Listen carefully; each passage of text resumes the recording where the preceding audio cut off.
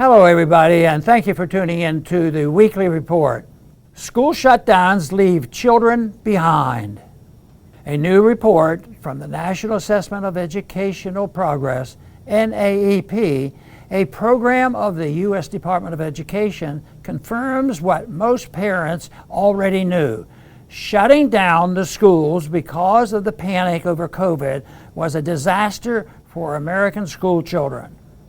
According to the NAEP, since the 2020 school shutdowns, the average 9-year-old suffered a decline in reading skills and math skills.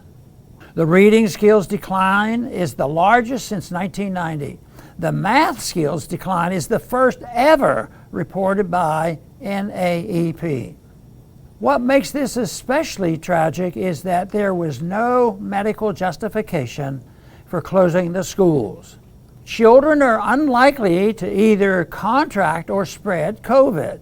So the idea that schools had to close to prevent children from infecting their families may be the most absurd of all the absurd claims made by COVID authoritarians like Dr. Anthony, I represent science, Fauci.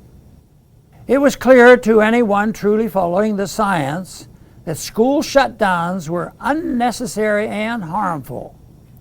Yet, because of the combined clout of the teachers' union and the cult of Fauci, in many communities, schools were among the last institutions to reopen. When the schools did reopen, children were forbidden to sit together at lunch or play together during recess. Children were also forced to wear masks the whole day, which made many children sick. The teachers' union's pernicious role in closing the schools shows a sad disconnection among teachers' union bosses and the politicians that do their bidding from the promotion of the children's education. The one positive development from the school closures is that many parents discovered how concepts like critical race theory had been snuck into the government school curriculum.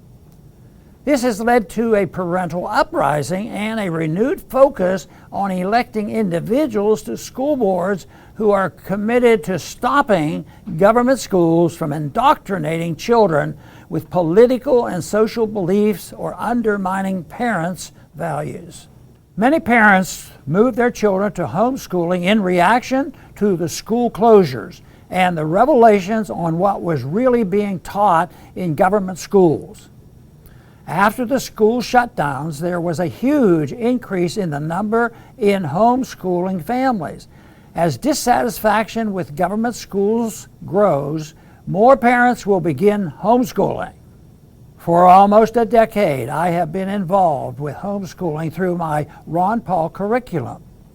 Students using my homeschooling curriculum can attain a superior education in comparison to standards set by politicians or bureaucrats.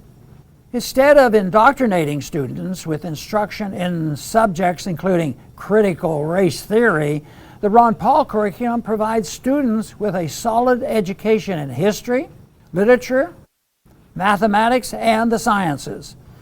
It also gives students the opportunity to create their own websites and internet-based businesses. The curriculum is designed to be self-taught, with students helping and learning from each other via online forums. Starting in the 4th grade, students are required to write at least one essay a week. Students are required to post their essays on their blogs. Students also take a course in public speaking. The curriculum does emphasize the history, philosophy, and economics of liberty, but it never substitutes indoctrination for education. The goal is to produce students with superior critical thinking skills who can thrive with their individuality. If you think my curriculum may meet the needs of your child, please visit ronpaulcurriculum.com for more information. Thanks for listening.